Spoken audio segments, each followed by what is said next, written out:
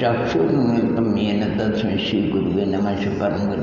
परम्पराचार्य सकल विद्वंसं शेषां तद्भुतं धर्मसम्बन्धं भव्यजीवं मनःप्रबोधकारं पुण्यप्रकाशं पापरमायदं शिखंधादराजर्षि तत्पाठ सूत्र परिणाम मोक्षशास्त्री नाम यथार्थकर्ता ऋषि सर्वज्ञ देवः तत्तदंतकर्ता ऋषि गणधर देव प्रतिगंधर देवादेशं वचनानुसार श्री कुंद आचार्य श्री उमा स्वामी देवे विचितम मंगलम भगवान वीरो मंगलम गौतमो गणे मंगलम कुंद कुंदारो जयेन्द्र सर्वमंगल मांगल्यम सर्वकल्याणकारकम प्रधानम सर्वधर्माणां जयनम जयदूषण नमो अरिहंताणं नमो सिद्धाणं नमो आर्याणं नमो वज्रायणं नमो लोयस मोक्षमार्गस्य नेतारं भयतारं कर्मभुभृतां ज्ञातारं विश्वतत्पालं वंदे तद्वंदे वंदे नमः श्री वर्धमानाय निर्धूत कलिलात्मने सालोकानां त्रिलोकानां निर्विद्यादर्पणाय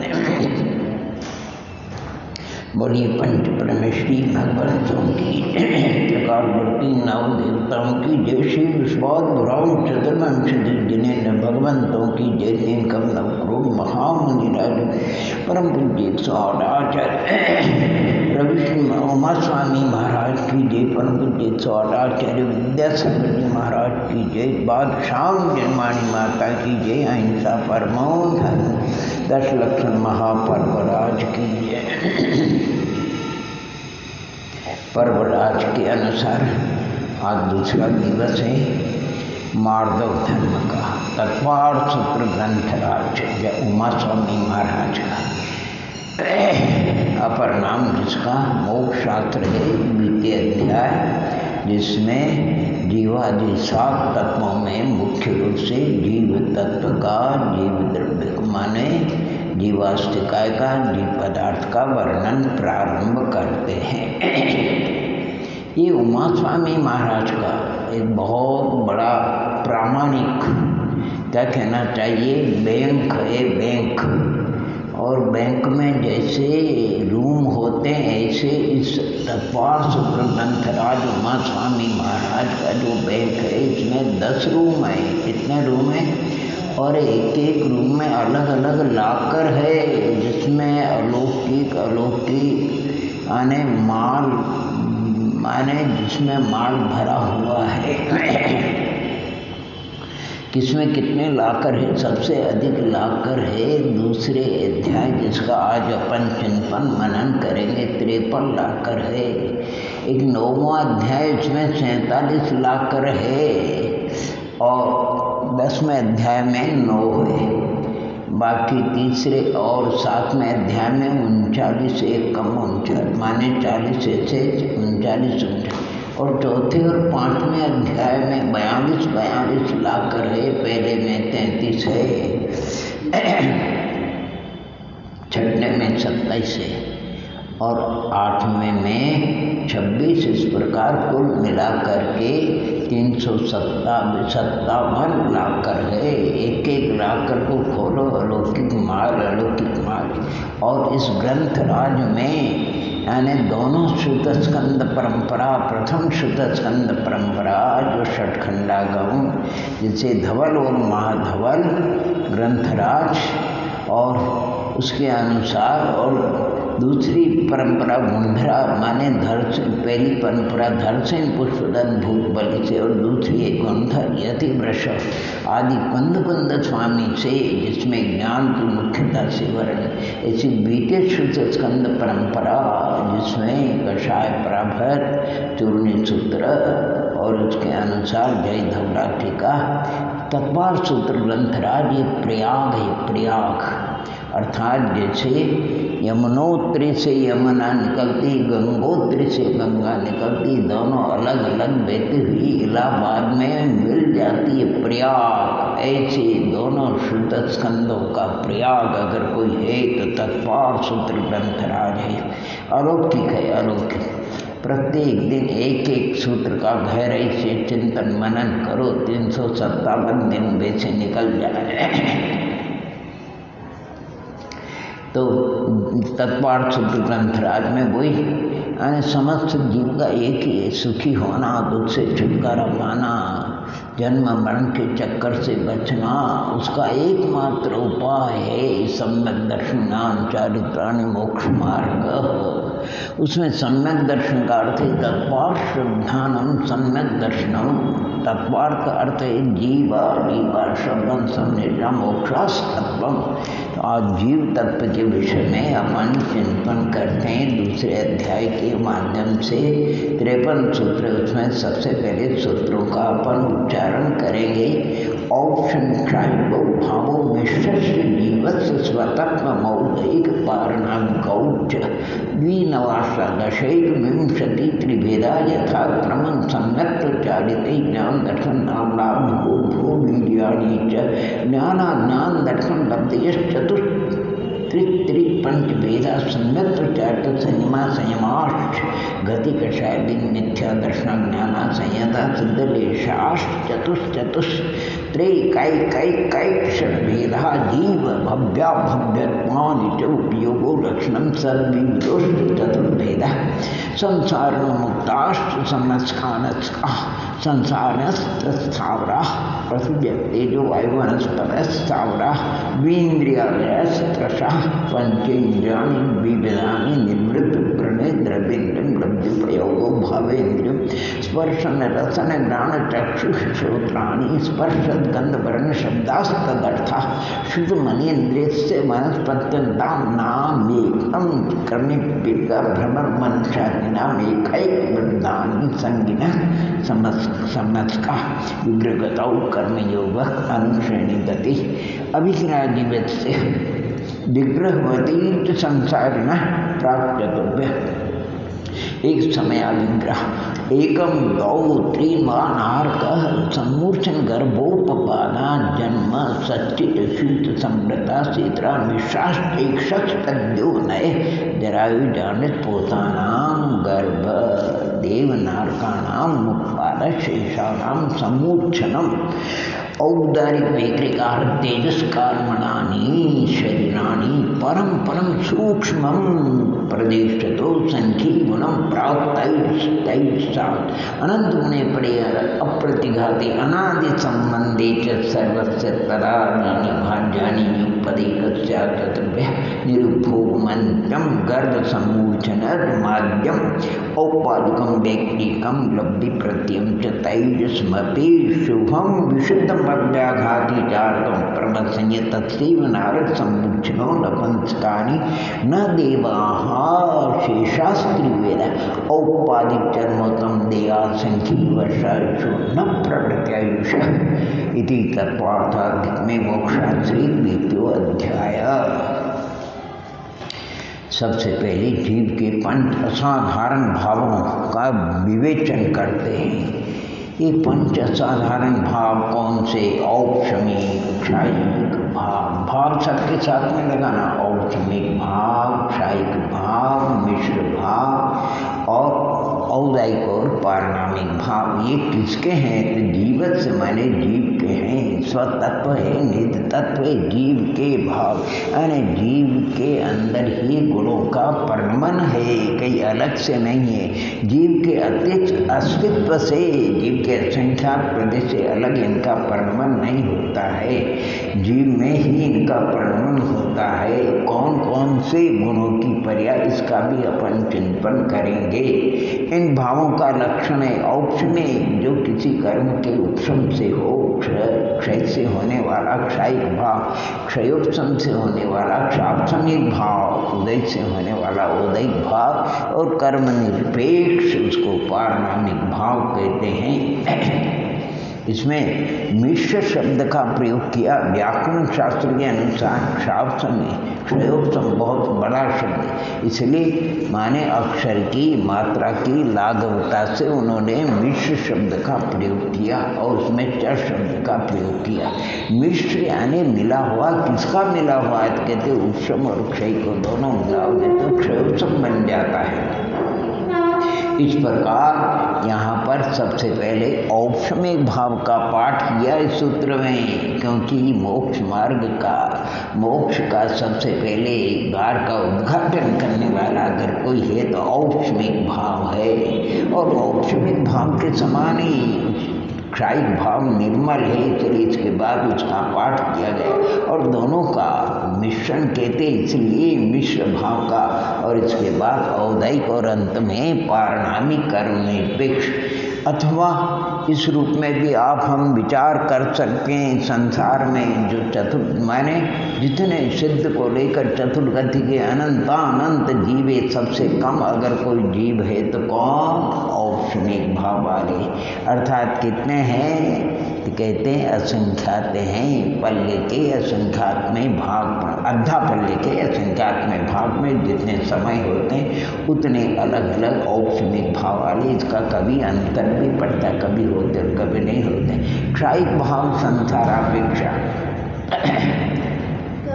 तो संख्यात है क्षायिक भाव, लेकिन सिद्ध भगवान अनंत और सिद्ध भगवान की अपेक्षा तो सिद्धों की अपेक्षा अनंत। वाह! और मिश्र भाव यानी ये मिश्र भाव देखा जाए तो पहले गुणस्थान से क्षावसमिक भाव 12वें गुणस्थान तक है, इसलिए अनंत जीव है। क्योंकि मिश्र भाव में क्षावसमिक भाव में कुमति कुशुद्ध क्षावसमिक लब्धि वगैरह भी है। जीवस औदैक भाव प्रथम गुणस्थान से 14वें गुणस्थान तक रहता है, इसमें भी अनंत जीवे। और पारणामिक भाव तो कर्म निरपेक्ष संसारी और सिद्धों में भी पाया जाता है। सबसे पारणामिक भाव रहित तो कोई जीव है ही नहीं। औदैक भाव रहित सिद्ध भगवान है। मिश्र भाव क्षावसमिक भाव रहित अनंत और सिद्ध है। और क्षायिक और औपशमिक भाव रहित प्रथम द्वितीय तृतीय गुणस्थान वृत्ति है। इनके आवांतर भेद को आचार्य भगवंत बतलाते हैं। सब जितना कुछ आपको हमको परमन दिखने में आता है सारा भावों के ऊपर निर्भर है। आज हम मनुष्य पर्याय को प्राप्त हुए हैं, उत्तम कुलादि को प्राप्त हुए, सब भावों का फल है। और अभी जन्माने का अपन मनुष्य श्रवण कर रहे हैं, ये भी भावों का फल है। 10 लक्ष्मण पर्वराज की आराधना कर रहे हैं, मार्दव धर्म की आराधना कर रहे हैं, ये भी भावों का फल है। सिद्ध हुए तो भावों से हुए, अनंत है तो भावों से है। सज्जन बनते हैं तो भावों से, दुर्जन बनते हैं तो भावों से, सम्यक दृष्टि तो भावों से होते हैं, मिथ्या दृष्टि तो भावों से, संयमी तो भावों से, असंयमी भी भाव, सब भावों के ऊपर नहीं है। सारा खेल किसको? भावों के ऊपर है। इसलिए भावों की संभाल के लिए आचार्य भगवंतों ने हमें प्रेरित किया है। परिणामों की संभाल में हमको कभी प्रमाण नहीं करना चाहिए, गाफिल नहीं रहना चाहिए। परिणामों का प्रति समय हमारा ध्यान रखना चाहिए परिणामों में, क्योंकि संस्कार के बल से आने कैसे कैसे परिणाम हो जाते हैं पता नहीं लगता है। जीवन में परिणामों की बड़ी विचित्र गति है। राजा शनिक ओहो परिणामों में यद्यपि उत्तम कुल मनुष्य पर्याय में थे, परिस्थिति बस एकांत पक्ष के वस्तु स्वरूप में श्रद्धालु हो गए।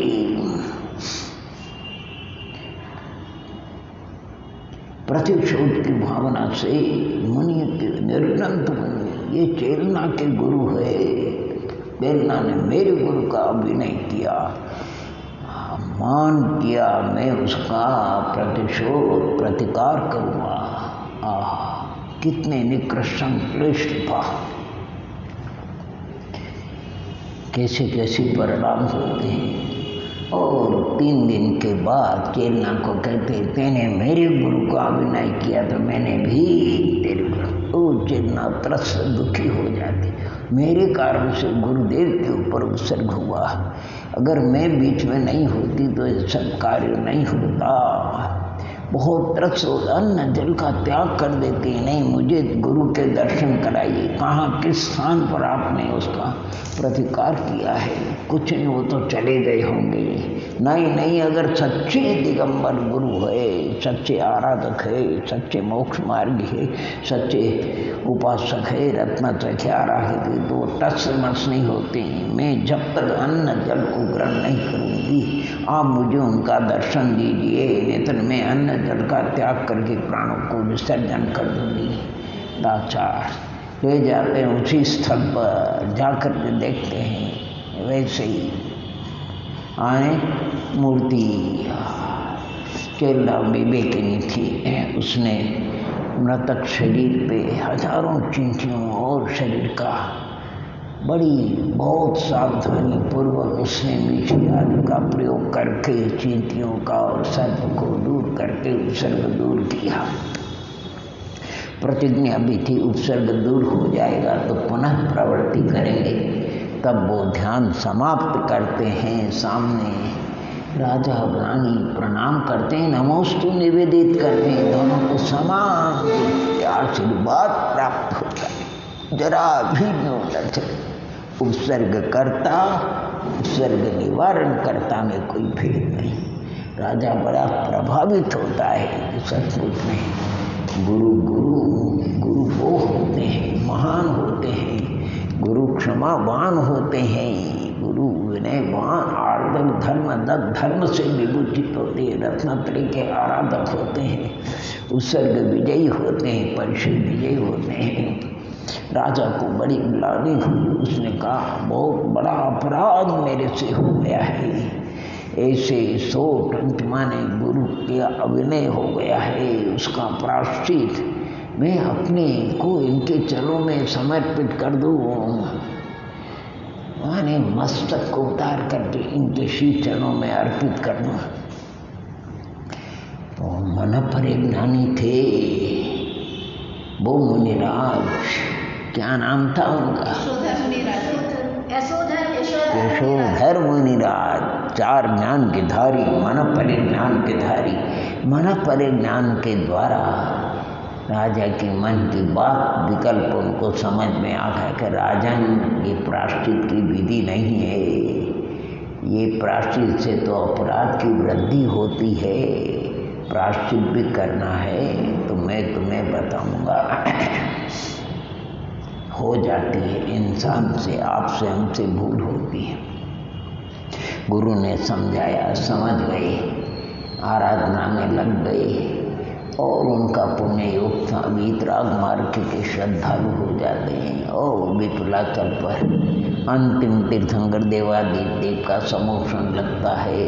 पता माली के द्वारा मालूम होता है, भक्ति भाव से नगर के लोगों के साथ जाति वंदना को दर्शन पूजन करते हैं, धर्मोपदेश श्रवण करते हैं, गंधर्व देव से अनेक 60,000 प्रश्न करते हैं। जितने अपन ये सब सुन रहे, सब राजा सैनिक ने गंधर्व देव से पूछे, प्रश्न किए और गंधर्व देव ने बड़े आनंदित होकर के स्वपर कल्याण के लिए उन्होंने इन सब बातों का समाधान किया। वो राजा सैनिक देखो, एक भाव सप्तम नरक की आयु का बंध का और एक भाव आयु का संक्रमण नहीं होता है। परिणाम की निर्मलता से आयु का अपकर्षण, बद्धमान आयु का अपकर्षण होता है। 84,000 वर्ष की आयु रह जाती है, कहाँ सिंधु और कहाँ बिंदु। और तो अरे सम्यक पंचलब्धि पूर्व औषधि सम्यक तो क्षाव समिक और क्षाव समिक की नहीं, दर्शन मोह की क्षमा, अनंतानुबंधी के पहले विश्व जनाब दर्शन मोह की क्षमा, क्षायिक सम्यक दर्शन को प्राप्त। और क्षायिक सम्यक दर्शन ही नहीं, नरकायु के कारण संयम लब्धि का योग नहीं था, परंतु षोडश कर्म भावना से तीर्थंकर प्रकृति का बंध करते हैं। और वो भी तीर्थंकर प्रकृति का बंध आवती 24 में लिस्ट बनी हुई है। उत्सर्पणी काल में इस भरत क्षेत्र के आर्यखंड में 24 जो तीर्थंकर देव होंगे, उनमें उस लिस्ट में सबसे पहले उनका नाम आ गया। और महावीर स्वामी के ऊपर उत्सर्ग करने वाला जो सात्विकी रुद्र था, उसका नाम भी आया है। उसका अंत का, अनंत बीज नाम का अंत का तीर्थंकर होगा 24वां। जो आधा कोड़ा कोड़ी सब धर्म तीर्थ की प्रवृत्ति रहेगी। यानी पर ये सब परिणामों का खेल है। वो उसी परिणाम से उसने सप्तम नरक की आयु का बंद किया, वो परिणामों का संभाला तो वही भव्य जीव देखो। इस यानी तीसरे भाव में नरक से आकर के महापद्म नाम के तीर्थंकर और निर्वाण को कितने भव कर ली है? 2 भव ही है नहीं, राजा सैनिक, एक नरक का भव और फिर आकर के मनुष्य होकर के मोक्ष चले जाए। ये सब भावों का है।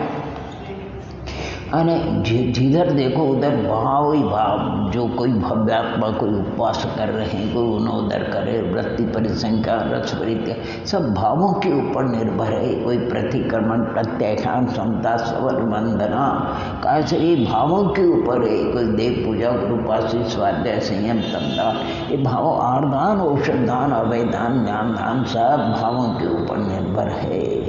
और जो संक्लेश है वो भी भावों के ऊपर है। खाने पीने में जो मग्न हो जाते, अभक्ष खाते हैं, रात दिन का विचार नहीं, भक्ष भक्ष का विचार नहीं, ये सब भावों का खेल है। संक्लेश है, दूसरों को त्रस्त करते हैं, आर्त रोध के परिणाम, ये सब भाव।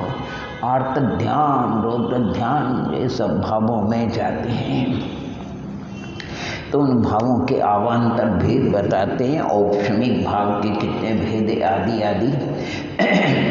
तो कहते हैं द्विनवाष्टादशी विंशति त्रिभेदा यथा। वो 2 जैसे ऊपर के सूत्र में उल्लेख है उसी क्रम से लगाना।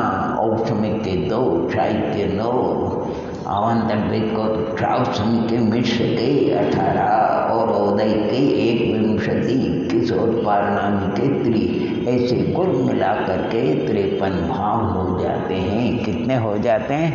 53 भाव। इनमें कुछ सामान्य भाव है, कुछ मोक्ष मार्ग संबंधी भाव है, कुछ संसार संबंधी भाव है। जैसे औपशमिक दोनों भाव, मोक्ष मार्ग संबंधी, क्षायिक मोक्ष मार्ग मोक्ष स्वरूप है।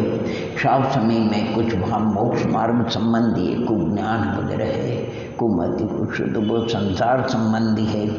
और औदैहिक भावों में जैसे मिथ्यात्व है, अनंत संसार का कारण है, असंयम है, आदि आदि भाव है। कृष्णादि अशुद्ध के परिणाम पारमिक में अभव्यत्व भाव है, अनाद्यनंत संसार रूप है। ये सब भाव मिलकर के 53। इन भावों का सब गुणस्थानों में, मार्गना स्थानों में सब भव्यात्मा जो पढ़ते हैं, चिंतन मनन करते हैं, किस किस गुणस्थान में नाना जीवन की अपेक्षा कितने कितने भाव है। तो पहले गुणस्थान में 34, फिर 32, 33, 36, 31, 31, फिर कितने 28, 28 है नहीं। और फिर इसके बाद 22, 21, 20 और 14 और 13 और सिद्ध भगवंतों के 5 भाव। मार्गणाओं में भी है, जैसे नरक गति में 51 भाव है, देव गति में 52 भाव है, त्रिंच गति में 53 भाव है। मनुष्य, अरे गलत हो गया है नहीं, नरक गति में 33, देव गति में 34, त्रिंच गति में कितने 39 कितने हैं जितने देखना, और मनुष्य गति में 50। वो पहले जो कहने में आया वो आश्रम की बात है, अर्थात नर गति में 57 में से 51 आश्रम होता है, देव गति में 52 है, त्रिंच गति में 53 और मनुष्य गति में 55 है। तो ऐसे गुणस्थानों में, मार्गना स्थानों में इन भावों का उल्लेख है। इन भावों में देखो, सबसे सुननाई का एक जीव को अगर अनादि से मिथ्यात्म धर्म का भाव उदय,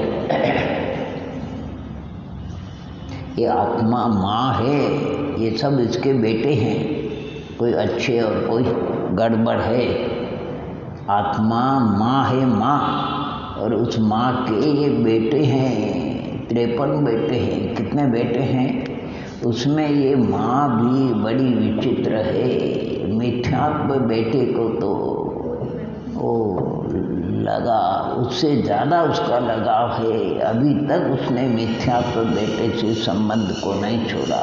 वो बेचारे दूसरे बेटे तड़प रहे हैं।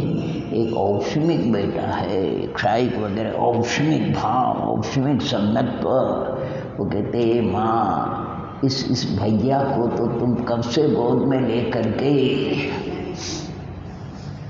अंतर्मूर्ति के लिए तू इसको उतार दे और मुझे गोद में ले ले। हे माँ, अगर अंतर्मूर्ति के लिए भी तू मुझे गोद में ले लेगी, तू मुझे नीचे उतार भी देगी, मैं प्रतिज्ञा करता हूँ कि तुझे संसार में अर्धपुद्गल परावर्तन से अधिक परिभ्रमण नहीं करने दूंगा, वो भी शादी मिथ्यात्व से।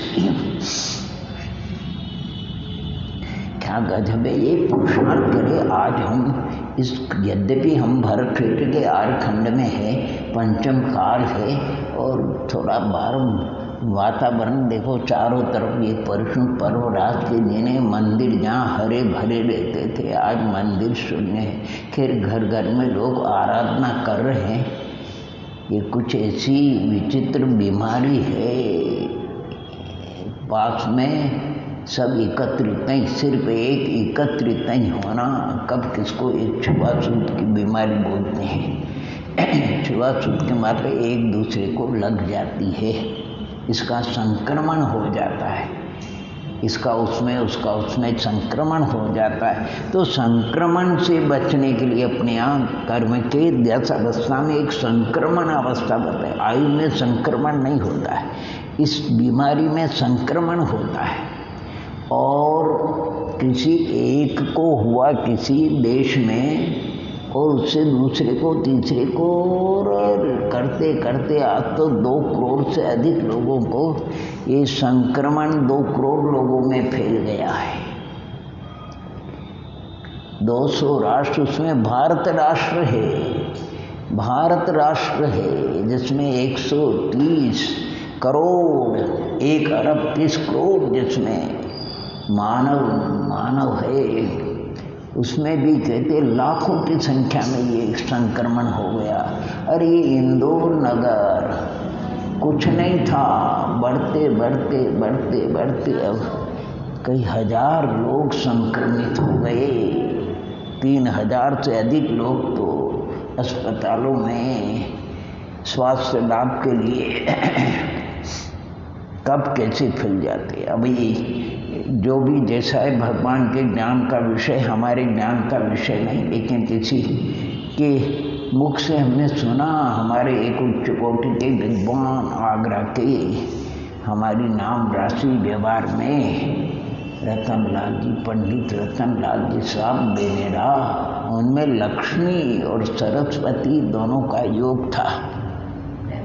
कहते कोई भव्यात्मा उनसे जिज्ञासा समाधान के लिए आया था, वो इस रोग से ग्रसित था, उसको भी पता नहीं था, तो वो रोग संक्रमित हो गया उम्र की रियाज से। वो तो बचा हुआ शायद अभी, और इनकी उम्र ज़्यादा होने से अंदर में कैपेसिटी, क्या कहते, सहनशीलता, उसका निराकरण करने की क्षमता नहीं होने से शरीर छोड़ दिया है। यद्यपि आत्मा तो अजर अमर है, सब कुछ उन्होंने बहुत कुछ दिया। तो हम ये कह रहे थे कि इन भावों के विषय में एक बार भी अगर को भव्यात्मा पुरुषार्थ करके अभी अपन प्रायोलब्धि तक तो अभव्य भी पहुंच जाता है, इसके आगे भव्य के ही अधकरण आदि की विशुद्धि भव्य को ही प्राप्त होती। और सम्यक तो बहुत बड़ी अच्छी बात है, लेकिन अगर अधकरण की विशुद्धि, जघन्य विशुद्धि भी करण लब्धि की किसी भव्यात्मा को हो जाती है, सम्यक पुरुष, यद्यपि करणानुभव केवली गम्य परिणाम है, बुद्धिपूर्वक नहीं होता। बुद्धिपूर्वक तो तत्वाभ्यास किया जाता है, वस्तु स्वरूप चिंतन कर मनन किया जाता है, उससे परिणाम की विशुद्धि बढ़ती है। अगर वो जगन्य विशुद्धि अधकरण की प्रकट हो जाती है, अनंत संसार समाप्त हो जाता है। तो ये 53 भाव की चर्चा है। आप हम भी लगा सकते हैं अपने में। अभी औपशमिक भाव नहीं है, नदारत औपशमिक चारित्र्य तो प्रश्न नहीं। और औपशमिक सम्यक अगर अपने जीवन में कभी पुरुषार्थ से हो जाए तो उस छूटने पर उसका अंतर पड़ता है पल्ले के असंख्यात्मक भाव में। जितने वर्ष होते हैं असंख्यात वर्ष का अपने जीवन में दोबारा नहीं। इसलिए औपशमिक सम्यक तो है नहीं, क्षय का प्रश्न है नहीं। क्षापसमिक है, क्षापसमिक 5 लब्धि, क्षापसमिक ज्ञान लाभ भोग वीर्य है। अच्छा, और मति श्रुत ज्ञान। अब व्यवहार से तो मति श्रुत ज्ञान कुमति को नहीं, या अथवा सामान्य ज्ञान अथवा भगवान के आज्ञा के अनुसार जो अपने को ज्ञान है, अवधि माना परि का प्रश्न ही नहीं। और बहुत से बद्धात्मा को व्यवहार से संयम लब्धि, वो भी बिना सम्यक्त के नहीं होती। संयम लब्धि भी बिना सम्यक्त के नहीं होती। और माना परिज्ञान तो संयम जीवों को ही होता है, सबको नहीं, किसी उसके कई शर्त हैं। वर्धमान चारित्र वाले किसी एक रिद्धिधारी को आदि को होता है। खैर बहुत लंबा चौड़ा है। अपन औदैक भाव में अभी अपन विचार करेंगे तो अपने को मनुष्यगति नाम का औदैक भाव है।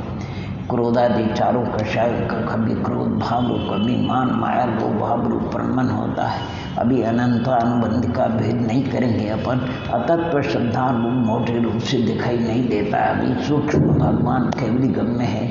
और असंयम भाव भी व्यवहार से अपन गौण करते हैं, यानी यथायोग्य अपन मानते हैं। और पुरुष वेद भाव है, असिद्ध भाव है, स्पष्ट है। वो 14 में गुणस्थान, अज्ञान भाव बाद में गुणस्थान तक रहता है। और कृष्ण नील कापोपेक्षा के परिणाम अभी कम है और नहीं के बराबर है। अभी पीत लेशा के परिणाम में पद्म लेशा तो कभी कभार दर्शन दे तो दे, शुक्ल लेशा के परिणाम होना तो अति दुर्लभ है। ये 53 भाव है। 53 भाव के आगे सूत्रों में इनके नाम बता रहे हैं। ये भाव दीपिका नाम का एक दीपचंद जी करके 400-500 वर्ष पहले हुए, उन्होंने भी भावों के ऊपर पूरा ग्रंथ रहा। 350 पृष्ठ का बड़ी साइज के ग्रंथ रहा, खूब विश्लेषण किया है, बहुत अच्छा। उन्होंने भावों के 4 भेद भी किए। 4 भेद कौन से किए उन्होंने?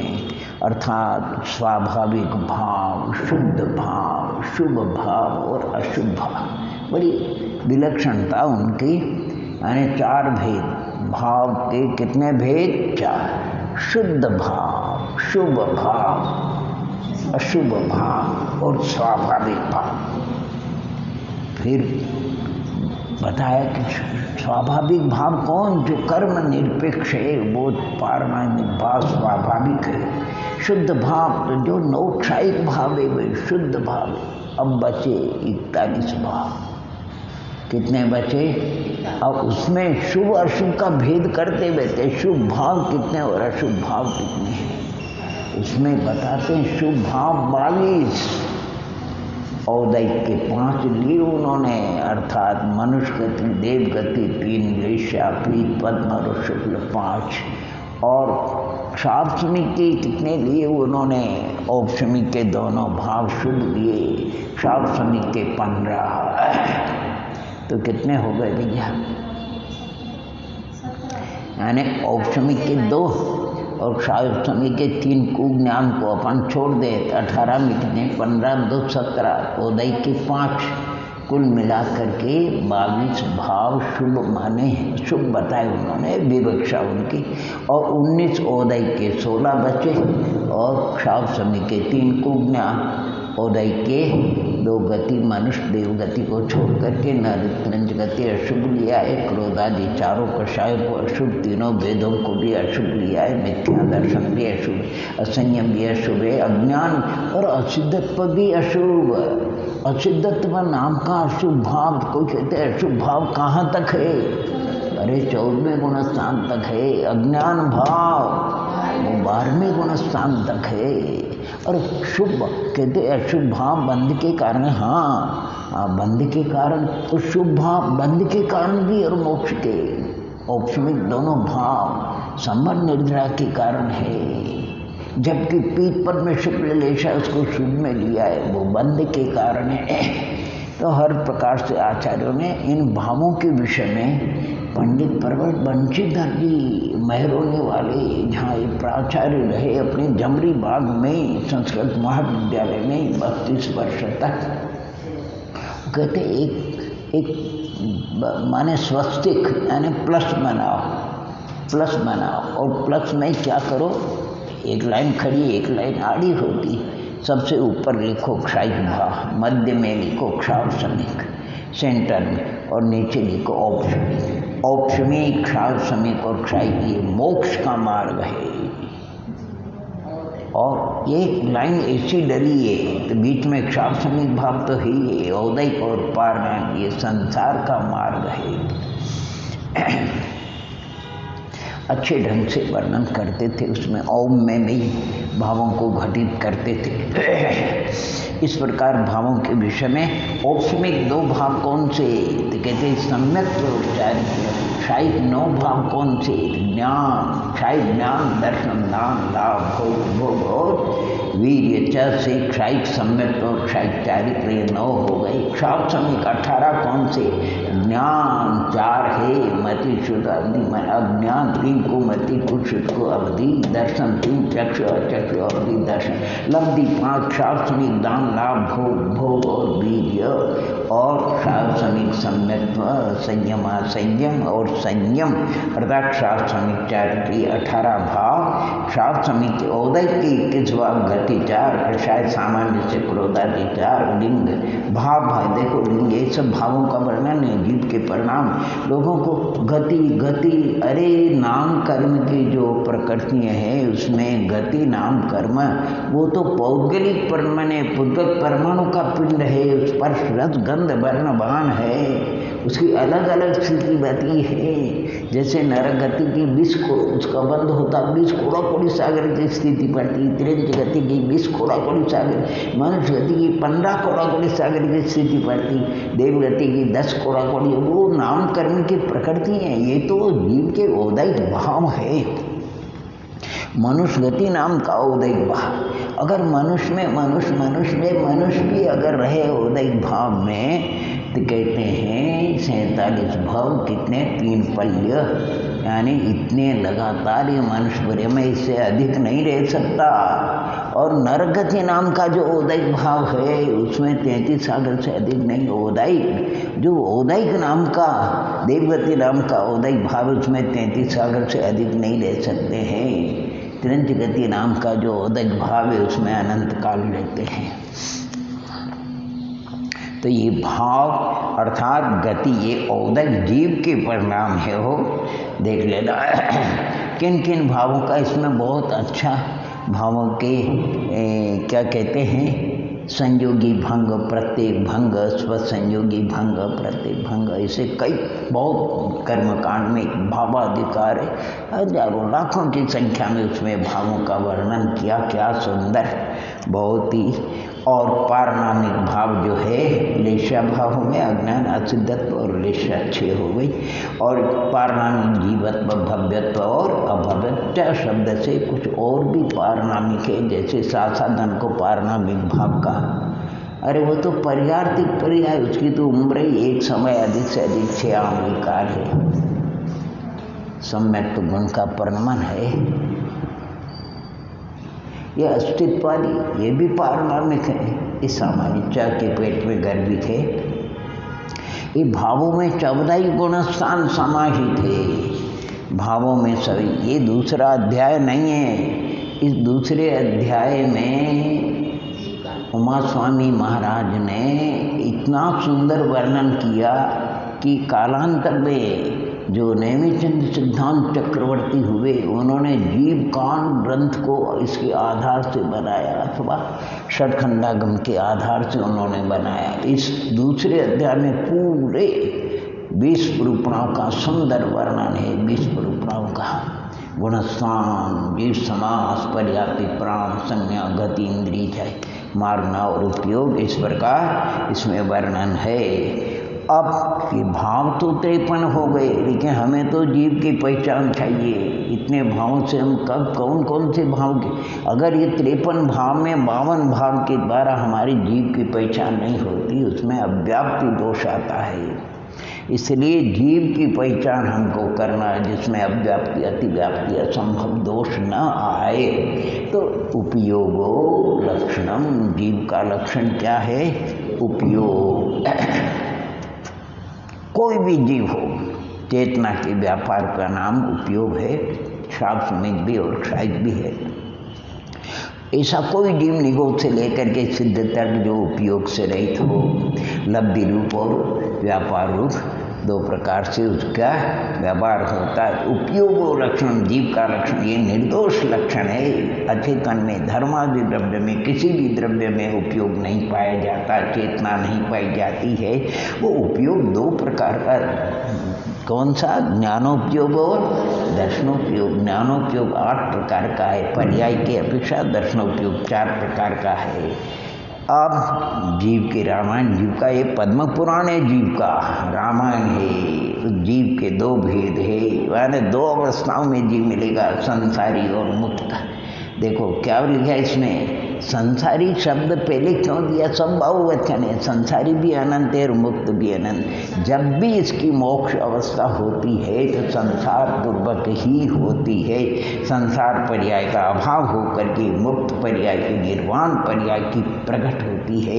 वो संसारी जीव का वर्णन, मुक्त जीवों का वर्णन 10वें अध्याय में करेंगे। यहाँ संसारी का वर्णन करते हैं। वो संसारी जीव 2 प्रकार के हैं, त्रस और स्थावर। संसरणम परिवर्तनम इति संसार।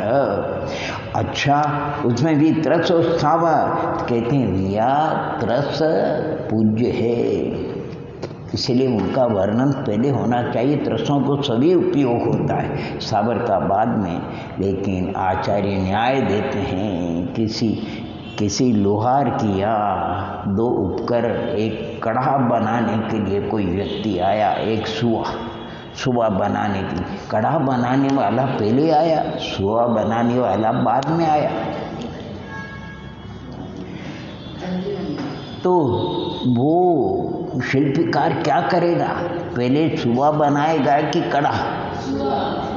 क्योंकि कड़ा बनाने में टाइम लगेगा, सुआ बनाने में ज़्यादा टाइम नहीं लगेगा, बेचारा वो घबरा जाएगा।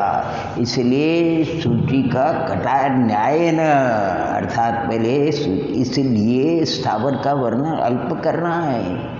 पहले इसको निपटा दो, बाद में त्रस का वर्णन करेंगे लंबा चौड़ा। यानी किसी दुकानदार के यहाँ ग्राहक आया, एक ग्राहक को 10 आइटम लेना था, एक को 1 लेना था। 10 वाला पहले आया, 5 मिनट वो बाद में आया। दुकानदार भी समझ, लेने वाला भी समझदार है। पहले आकुलता होगा, 1 वाले को इसको निपटा दो। तो कहते हैं स्थावर का वर्णन क्या कहते हैं? पृथ्वी व्यक्ति, जो 5 प्रकार के स्थावर, वो पृथ्वी कायिक, जल कायिक, अग्नि कायिक, वायु कायिक और वनस्पति, इसमें भी 4 प्रकार के होते। पृथ्वी कायिक और पृथ्वी जीव इसी प्रकार लगाना चाहिए। ये स्थावरों का वर्णन किया। अब आदरणीय पंडित जी एक और बात बताते थे, बंशीधर जी, पृथ्वी सबसे पहले आधार होने से पहले पृथ्वी का उल्लेख किया है, पृथ्वी के बाद जल का उल्लेख किया है। अग्नि करते तो भस्म कर देती थी, बीच में जल रखा है और बाद में अग्नि रखी है। अग्नि के बाद वायु, क्योंकि अग्नि और वायु की दोस्ती है, अर्थात वो उसको बढ़ाती है। और इनको 4 को पहले रखा वनस्पति, क्योंकि इनके बिना वनस्पति पनप नहीं सकती। 4 का आधार होना चाहिए, पृथ्वी भी होना चाहिए, जल भी होना चाहिए वृक्ष के लिए, और अग्नि ताप भी होना चाहिए और वायु भी होना चाहिए, तब वो वनस्पति पनपती है।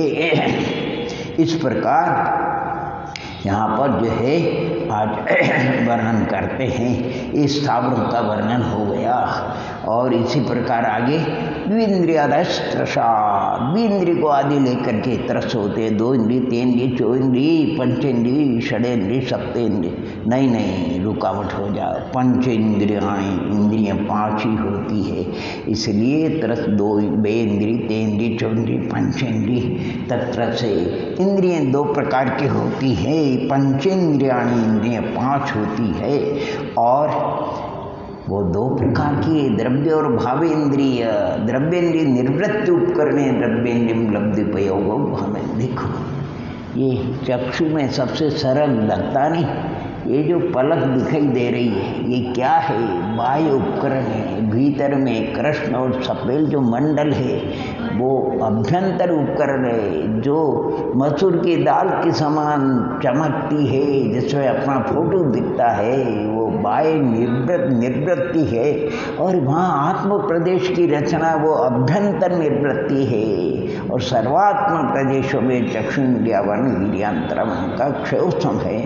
क्षात्समिक जो भाव है वो लब्धि है, और जब वर्ण को विषय करते हैं तब वो उपयोग है। इस प्रकार ये इंद्रिय लब्धि निवृत्ति सब, ये बाद में भावेंद्रिय को कोई नहीं बदल। द्रव्य उपकरण खराब हो जाते तो फेरा फारी होते हैं, चलते हैं ये ऊपर। अब क्या कृष्ण उस जो टीकी के ऊपर कोई पानी की जाली आ जाती, कुछ आ जाती है तो इसे भी डालो, अलग कर देते हैं, दिखने लग जाता है।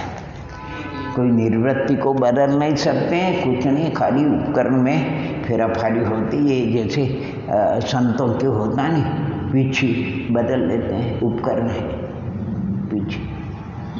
कमंडल उपकरण है, शास्त्र ये भी उपकरण। अरे शरीर भी उपकरण 2 प्रकार के होते हैं, उत्पात और अनुत्पात। ये शरीर अनुत्पात है और ये बाहरी उत्पात है, अलग है, वो अलग है, ये उपकरण है सब। इस प्रकार इंद्रियों का खूब अच्छी तरह से वर्णन किया। इंद्रियों का क्षयोत्सम बताया, सबसे उत्कृष्ट रिद्धिधारियों को छोड़ दीजिए, चक्रवर्ती के उत्कृष्ट क्षयोत्सम होता है इंद्रियों का क्षयोत्सम, उसको स्पर्शन इंद्रिय का क्षयोत्सम। आहा, स्पर्शन इंद्रिय का क्षयोत्सम ओम नमः 9 योजन का होता है। चक्रवर्ती के रसना इंद्रिय का 9 योजन का होता है, घ्राण इंद्रिय का 9 योजन का होता है, ये बड़ा योजन है। चक्षु इंद्रिय का 47,263 योजन। ओहो, कर्क रेखा के दिन अर्थात श्रावण कृष्णा प्रतिपदा के दिन निषदाचल पर उदय होते हुए विमान, सूर्य के विमान में जो जिन मंदिर और जिन प्रतिमा वीतरागी 500 धनुष की पद्मासन, उसके एक दिन से पर दर्शन होते हैं। अपने 84 खंड के महल से वो दर्शन कर लेता है। आगे की विधियों में चले जाएगी, दूरी बढ़ जाती, फिर दर्शन नहीं होता। वहाँ से यहाँ चक्रवर्ती के महल में आने तक उस विमान को 9 मुहूर्त लगते हैं। ये वो विमान 3,15,000 की परिधि को 7 मुहूर्त में पूर्ण करता है। यहाँ 9 मुहूर्त लगता है, एक मुहूर्त में 5,000 योजन तक उसका गमन होता है। इसलिए कुछ कम लिखा 47,263। और कर्ण इंद्रिय का 12 योजन का है। 12 योजन यानी अरे छोटा भी मानो 12, 1 योजन 4 कोस का होता है। 1 कोस 2 मील का, 2 क्या है नहीं 2-3 किलोमीटर का कितना होता है। यहाँ से अगर खंडवा में और रतला में कोई बात करता हो तो वो चक्रवर्ती सुन लेते हैं आनंद से। अभी यहाँ तो ओम नमः है, पास की बात भी सुनने में नहीं आती। कर्क संक्रांति की मकर संक्रांति को, कर्क संक्रांति कब आती है? कर्क संक्रांति कब आती है? अभी सुनने में नहीं आया तो मैं उत्तर कहाँ से दूंगा? अरे मकर संक्रांति और कर्क संक्रांति। अरे मकर संक्रांति होती 14 जनवरी को, जनवरी में आती है। कब आती है? और कर्क ये 6 महीने का अयन कहलाता है, 6 महीने का। अभी आपका सूर्य किधर जा रहा है मालूम है? अभी अपन दक्षिणायन जा रहे हैं। किधर? तो दक्षिणायन में शुभ कार्य नहीं होते हैं, तो कब तक चलेगा ये दक्षिणायन? तो देखो अभी अपन अगस्त के बाद क्या है, सितंबर, अक्टूबर, नवंबर, दिसंबर, 14 जनवरी के बाद वो उत्तरायण होगा। कौन? सूर्य। और 6 महीने लगेगा यहाँ आने में वापस सूर्य को कर्क संक्रांति तक। सूर्य के 183 विथि हैं, एक विथि को 2 योजन का अंतर है, एक विथि को पार करता है, दूसरी विधि में तो उसको 6 महीने लगता है। चंद्रमा की 15 ही है।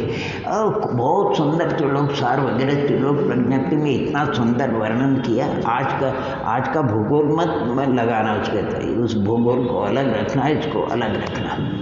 16 के कपड़े अलग रखना और मोला के कपड़े अलग रखना। आज का भूगोल नहीं मिलता है बिल्कुल अलग। सूर्य को स्थिर मानते ये लोग, सूर्य स्थिर है। यहाँ से सूर्य की दूरी बताते हैं, सूर्य की दूरी बताते हैं। एक प्रकाश की गति 1 सेकंड में 1,86,000 किलोमीटर है। कितनी मील चलता है? 1 सेकंड में 1,86,000, कम से अरे 2 लाख मान लो। तो उस प्रकाश को यहाँ आने में 9 मिनट लगते हैं। सूर्य का प्रकाश पृथ्वी तक पहुँचने में 9 मिनट लगते हैं। इतनी सूर्य की दूरी बताते हैं। ये सूर्य के उपग्रह है, पृथ्वी, मंगल, बुध, गुरु, शुक्र, शनि, ये सब सूर्य की परिक्रमा करे। और पृथ्वी तो अपने यहाँ पर भी घूम रही है। 24 घंटे में एक उसका रंग पूरा हो जाता है। अभी अपन देखो ये पृथ्वी घूम रही है, यूँ करके सूर्य जो है अपन जैसे ये उदय हो गया और ये यूँ घूम रही हूँ।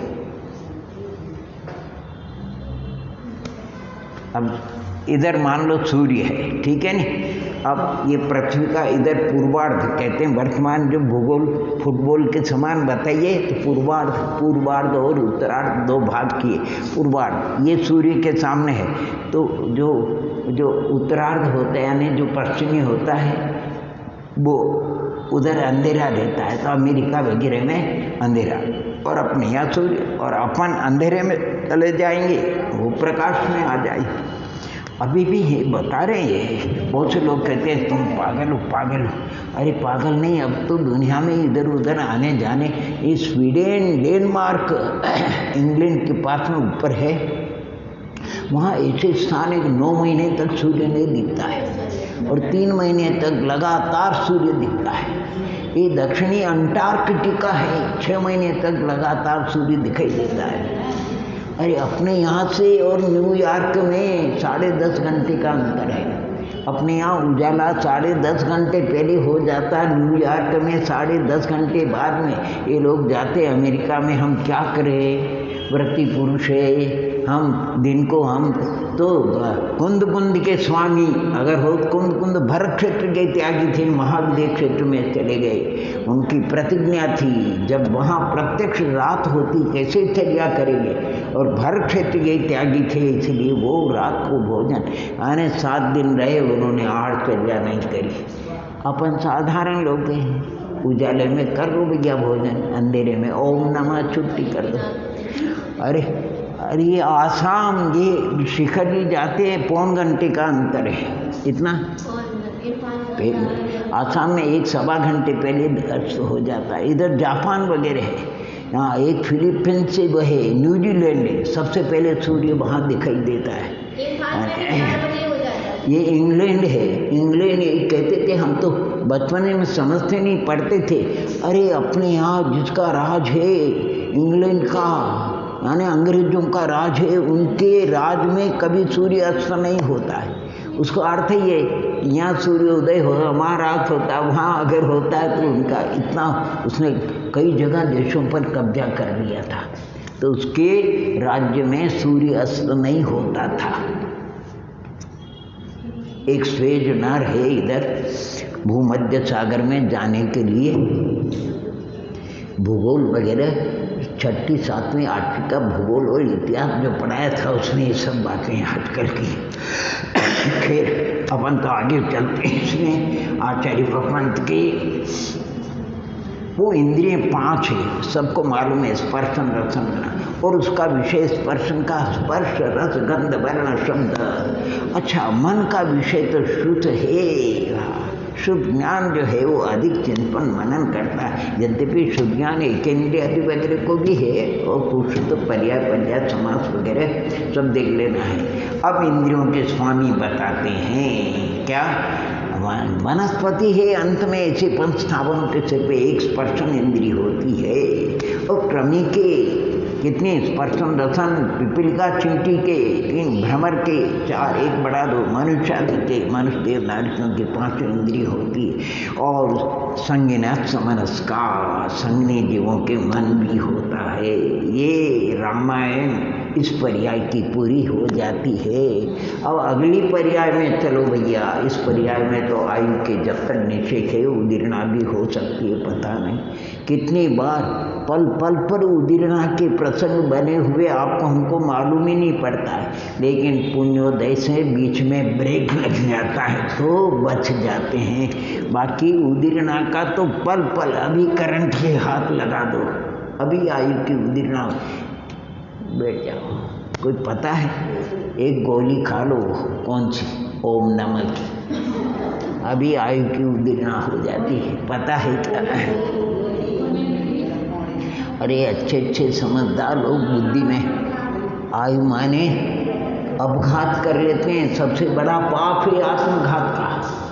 आत्मघात अलग है और संलेखना अलग है। संलेखना तो, अरे चप्पल की बत्ती टूट गई, अच्छे घराने की पुत्र वधू थी, हाथ में चप्पल लेकर के कैसे जाए, तो दूसरी चप्पल को भी छोड़ दिया उसने वहीं पर, खाली बत्ती निकल गई उसकी। तो अपन तो ये शरीर है, खराब हो गया तो छोड़ दो, फटा वस्त्र है, जीर्ण वस्त्र है, जीर्ण तृण, दांत खुदरने के काम भी नहीं आता है, छोड़ दिया उसने। उसका नाम संलेखना है। कषाय कृषिकरण करना, उसका नाम संलेखना है। चलिए अगली गति में चलते हैं। आयु पूर्ण हुई और चले, कहाँ चले देखो, विग्रगतौ कर्म योग। विग्र गति में कौन सा योग है? 15 योग, कार्मान योग है। कौन सा?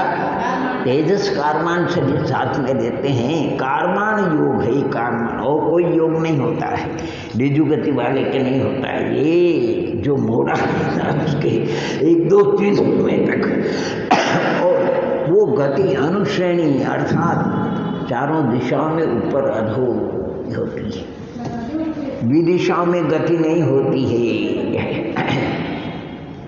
अनुश्रेणी गति ही। अभिग्रा जो सिद्ध भगवान है उनकी तो सीधी मोड़े रही, सीधी गति होती है। और जो संसारी आप और हमें विग्रहवती, वो 3 माने सीधी भी होती और मोड़े वाली भी होती है।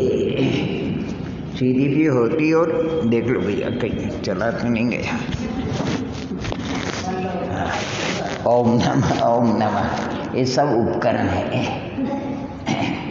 तो क्या कहते हैं आपने कि अगर कहीं जन्म लेने में पहुंचने में टाइम लगता है तो फिर 1 मोड़ा 2 मोड़ा 3 मोड़ा, 3 मोड़े के बाद तो नियम से जा कर के 4 समय से अधिक नहीं लगता है। वो भी निष्कूट क्षेत्र बताए, 3 लोग का जो नक्शा है नहीं, एक कोने का दूसरे कोने में कोई उत्पन्न हो उसको 3 मोड़े लेने पड़ते हैं, 4 समय लगता है। एक समय की गति अभिग्रह मोड़े रहित होती। सिद्ध भगवान की तो शरीर, विग्रह का नाम शरीर भी है और मोड़े का भी है। चलो विग्रह गति में अधिक काल नहीं है। गत्यानुपूर्वी सबसे कम उदय किसी का रहता है तो गत्यानुपूर्वी का रहता है 1 2 3 समय तक, और फिर वो जा कर के जन्म लेता है। देखो आहारक बताया, 1 2 3 समय तक अनारक रहता। अनारक कर्म की अपेक्षा नहीं, नो कर्म की, यानी 3 समय तक उसके शरीर के योग्य परमाणु उसको नहीं मिलता। जब जन्म स्थान पर जाएगा तब परमाणु शरीर के योग्य मिलते हैं, इसलिए अनारक का। कार्मान की अपेक्षा नहीं, वहाँ तो कर्म का तो समय प्रबंध बन ही रहा है। और वो जाकर के फिर जन्म 3 प्रकार का होता है, सम्मूर्छन, गर्भ और उत्पाद। कौन से 3 जन्म है? सम्मूर्छन जन्म, गर्भ जन्म। आपका हमारा कौन सा जन्म है? हैं, माता पिता के निमित्त से होता है। वो गर्भ जन्म में इधर उधर के परमाणु बन जाते हैं शरीर उत्तर समूर्छने उपार शैया योनि स्थान में जो देवनागरियों का आगे बता रहे। वो जन्म होता आधार से होता है, तो वो आधार कौन है?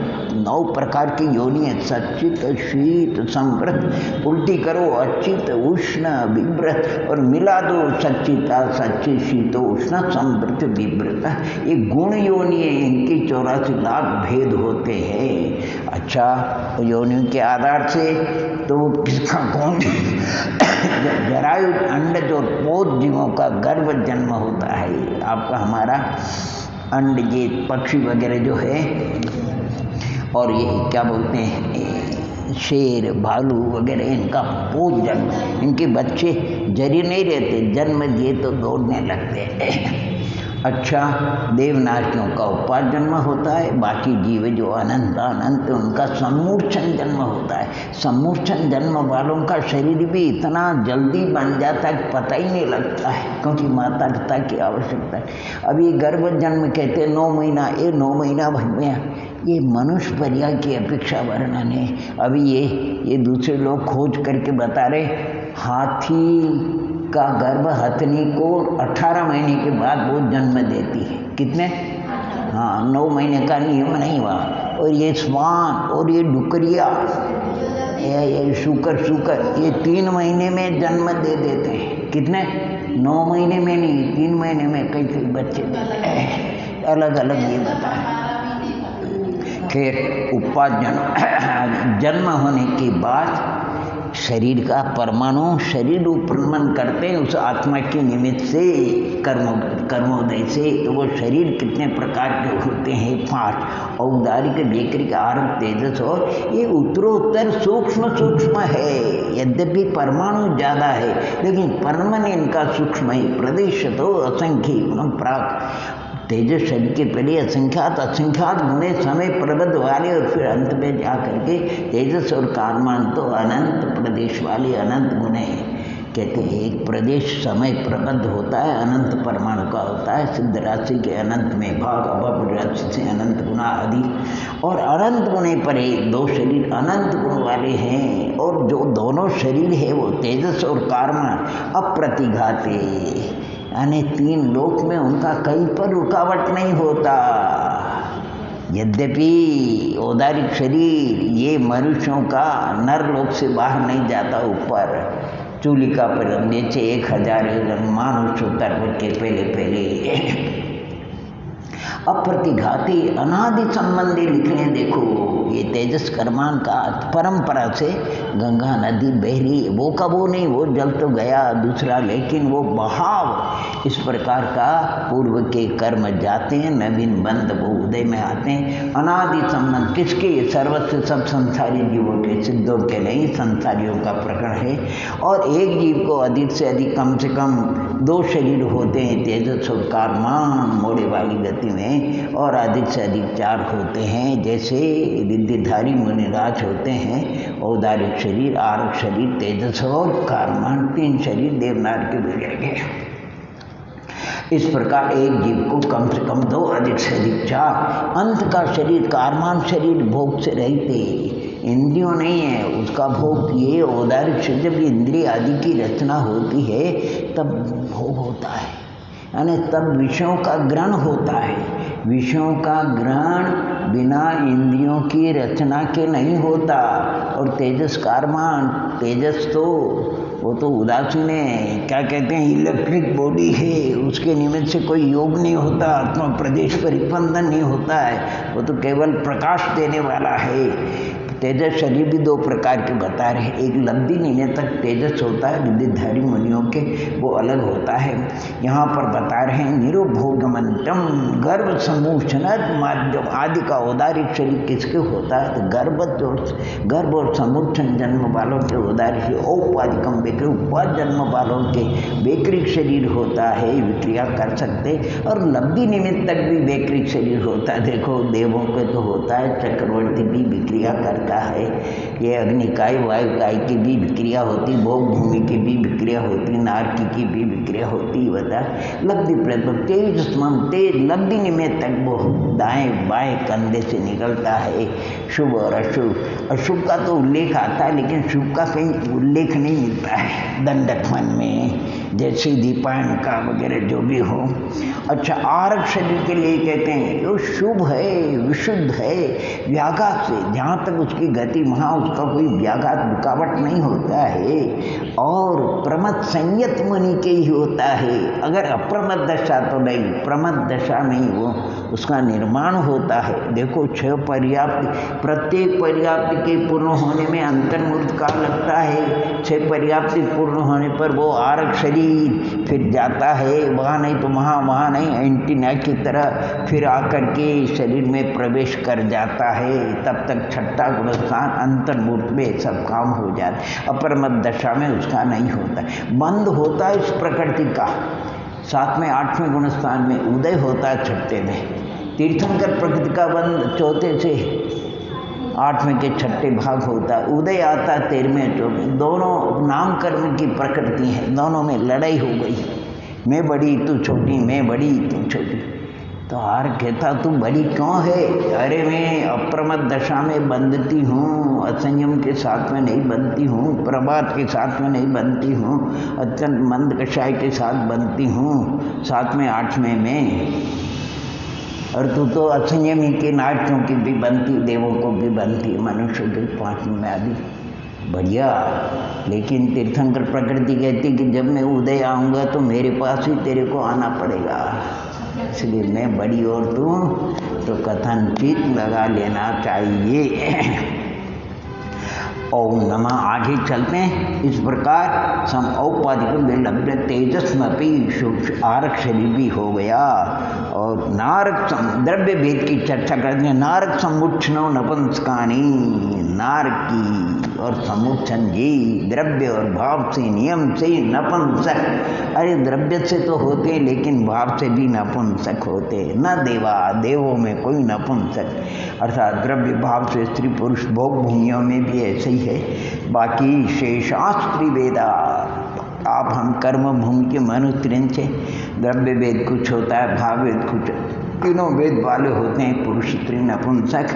और ये रामायण समाप्त करते हैं। क्या ये भुज्यमान आयु एक एक समय में एक एक निश्चय को ही पूर्ण करता है कि कभी इसकी उदीर्णा भी होती है? उदीर्णाकरण भी है। उदीर्णा अगर निमित्त मिल जाए तो उदीर्णा हो जाती है। अरे एक बच्चा गर्भ में आया जिसकी 100 वर्ष की उम्र थी, कितने, और माँ का मरण होने के साथ उसका भी मरण हो गया भूकंप आदि में।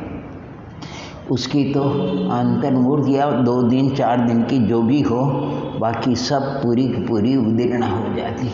कोई ऐसा भव्य भी होता है, 100 वर्ष की आयु है, अपने ज्ञान का विषय नहीं है, 99 वर्ष पूरे कर लिए उसने, 365 में 364 दिन पूरे हो गए, एक दिन के 23 घंटे पूरे कर लिए, 1 घंटे के 59 मिनट पूरे हो गए, 1 मिनट के 60 सेकंड में 59 सेकंड भी पूरे, 1 सेकंड की भी उदीर्णा होती, 1 सेकंड में संख्यात आंवली होती, कितने, तो आंवली की। जब भुज्यमान आयु का सिर्फ 8 अपकर्ष पे आयु का बंद होता है और नहीं किसी को बनती है, तो आंवली के संख्यात में भाग भुज्यमान आयु के उदय रहने पर नवीन आयु का नियम बंद। और आयु का बंद नहीं हो तो बहुत अच्छा। तो आयु का बंद नहीं होता, एक तो तीसरे गुण स्थान की परिणाम अंतर्मूल से अधिक नहीं रह सकते, या फिर अप्रमद सात से अप्रमद दशा से वो कभी बनती नहीं। क्या करो, नियम से आयु का बंद होगा। 1000 भी करे आप, सुबह शाम कब बंद होगा? तो ध्यान रखो, पहले तो आयु का बंद अच्छे परिणामों से हो।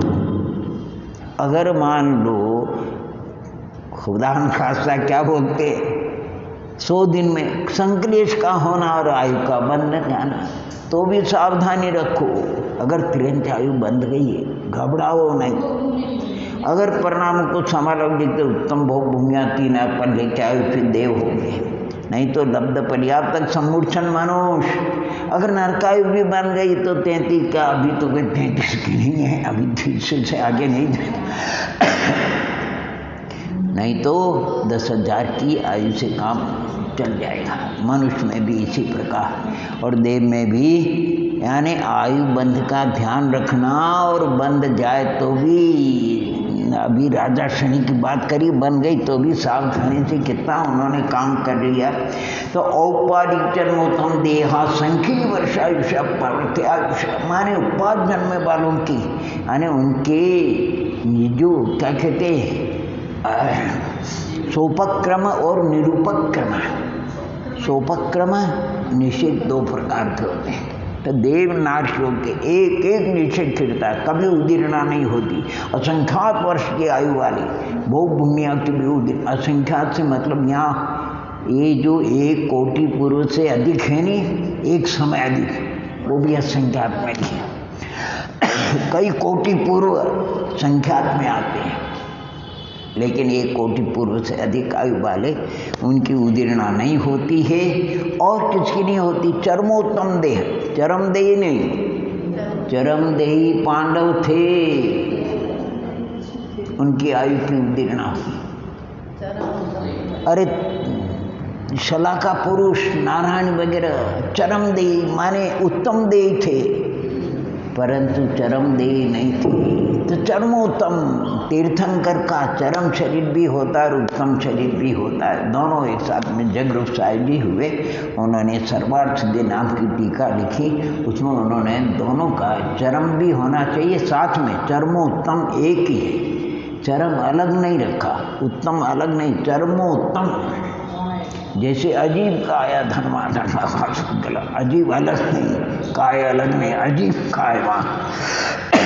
तत्वार्थाधिक में मोक्षशास्त्र 1 द्वितीय अध्याय। इस प्रकार आचार्य भगवंत उमा स्वामी महाराज के श्री चरणों में हमने दूसरे अध्याय में 53 सूत्रों का संक्षेप में चिंतन किया। सभी भव्यात्मा अपने भावों को संभाले और जल्दी से जल्दी सिद्धत्व को प्राप्त करे। ओम नमः जाप दिलाएंगे।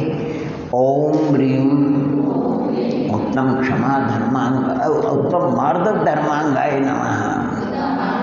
ओम ह्रीं उत्तम मार्दव धर्मांगाय नमः। ओम ह्रीं उत्तम मार्दव धर्मांगाय नमः। ओम ह्रीं उत्तम क्षमादि धर्मांगाय नमो नमः।